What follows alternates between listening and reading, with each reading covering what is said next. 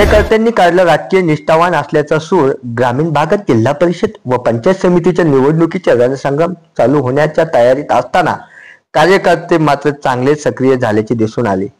सध्या तरी शिलेगाव जिल्हा परिषद गट खुला प्रवर्गातील महिलांसाठी आरक्षित झाला आहे. कोणाला उमेदवारी मिळेल, युती का सोबळ हे अनिश्चित असले तरी कार्यकर्त्यांनी चांगलेच जोर धरला असून राजकीय संग्रामात दोन हात करण्याची तयारीसाठी आतापासूनच गावात भेटीगाठी वाढून सभा आयोजित करून विविध आश्वासने द्यायला चालू केले आहे.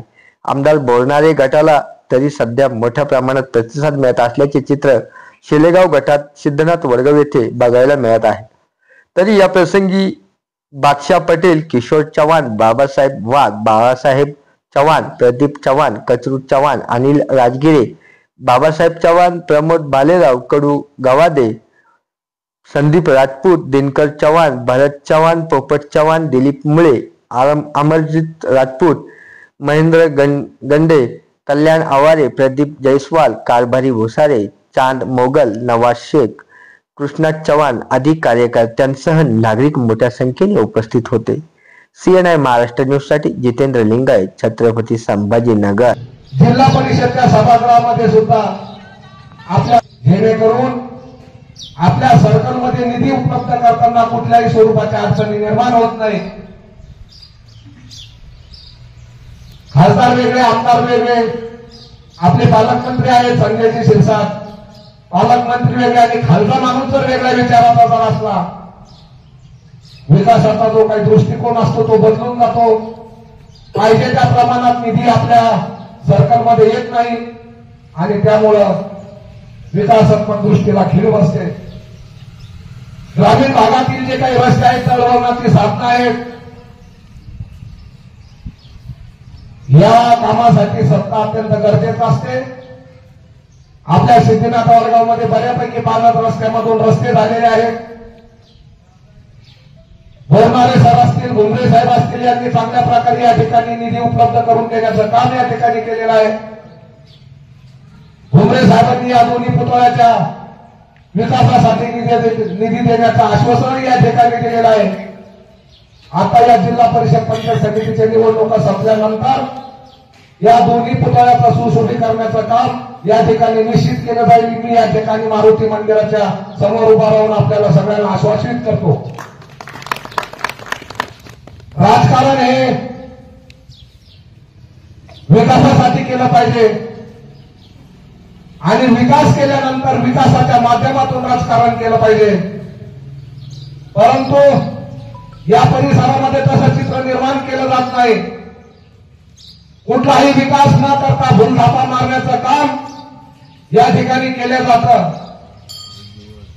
आम्ही सांगितलं, आमच्यापैकी कोणाला जरी उमेदवारी दिली, बाळासाहेब असतील, बादशाह पटेल असतील, महेंद्र नाना गंडे असतील, बाळासाहेब पाटील वाघ असतील, कोणाला जरी तिकीट मिळालं तरी आम्ही प्रत्येक माणूस कुठल्याही प्रकारची मनामध्ये अपेक्षा न ठेवता आम्ही सगळे त्या उमेदवाराच्या पाठीशी उभे राहू, अशा प्रकारचा शब्द आम्ही या ठिकाणी प्रत्येक सभेमध्ये देत असतो.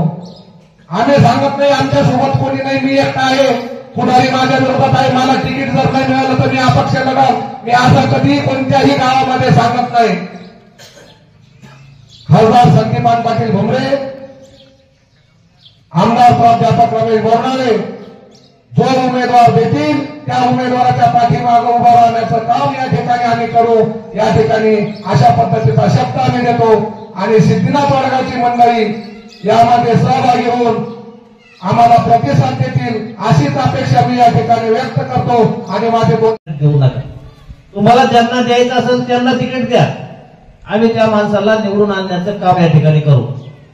आणि माझ्यामध्ये काही जी काही उणीव असेल, जी काही कमतरता असेल, जी काही कामाचा कसूर असेल, तो मी सातत्याने या ठिकाणी करण्याचा प्रयत्न करेल. भविष्यामध्ये जर यदा कदाचित जर तुम्हाला वाटलं की आता आपण यांना तिकीट दिलं पाहिजे, त्यावेळेस मी घेऊन उभा राहील. नाही तर दुसरं कोणालाही दिलं, महाराज म्हणले तसं कोणालाही दिलं तरी मी त्यांना निवडून आणण्याचं या ठिकाणी काम करेल, असं प्रामाणिक शब्द मी त्यावेळेस वाणी साहेबांना दिला होता.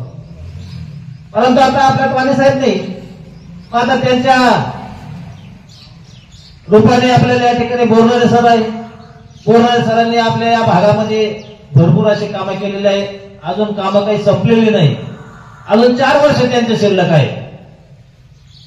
जरी समजा 2019 मध्ये विभाग रचनेमध्ये जर बदल झाला, जर आपला गंगापूर विधानसभा मतदारसंघ सेपरेट झाला, आपले गावं जर कमी झाली वैजापूर मधून, तर आपल्यासाठी 4 वर्ष अजून त्यांचे शिल्लक आहे. या ठिकाणी आपल्याला सत्तेमध्ये आपल्याला खासदार साहेब आहे, आपले पालकमंत्री आहे या ठिकाणी संजयजी सर. अशा पद्धतीची आपली रचना आहे या ठिकाणी आपल्याला काम करून घेण्यासाठी. फक्त जिल्हा परिषद सदस्य होऊन आणि पंचायत समिती सदस्य होऊन चालत नाही. त्यांचा निधी किती राहतो हे आपल्याला माहिती आहे. त्यांचा निधी अल्पसा राहतो. पंचायत समितीला मला वाटतं एक 10 लाखाच्या आत निधी 5 वर्षामध्ये मिळतो आणि मग तेवढ्या निधीवर काही होत नाही. आपण जर एखादा चुकीचा माणूस जर सत्तेतला माणूस नसेल तर त्याला ते काम करता येत नाही.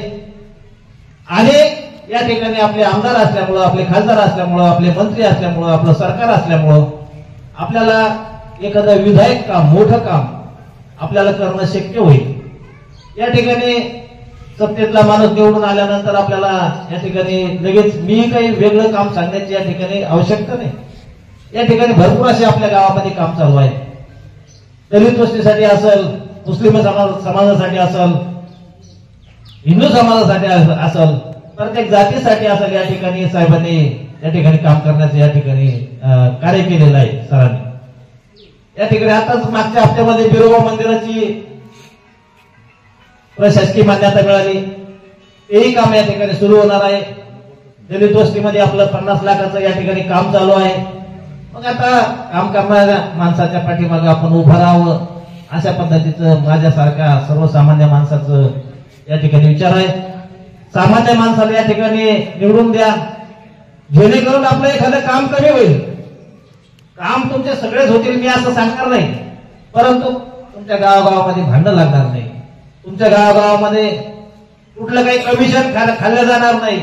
तुमच्या गावागावामध्ये ते काही माणसाच्या मनामध्ये दुभागण्याचं काम या ठिकाणी सातत्यानं चालू आहे, ते काम होणार नाही. भलं आम्ही एखादं काम कमी करू, परंतु तुमच्यामध्ये वाद होईल असं काही आम्ही वागणार नाही. हे तुम्हाला 25 वर्षापासून आमचं माहिती असल्यामुळं आम्ही या ठिकाणी तुम्हाला विनंती करण्यासाठी आणि भविष्यामध्ये तुम्ही आमच्या पाठीशी उभा राहावं, धनुष्यबाणाच्या पाठीशी उभा राहावं ही विनंती करण्यासाठी खऱ्या अर्थाने या ठिकाणी आलेलो आहोत.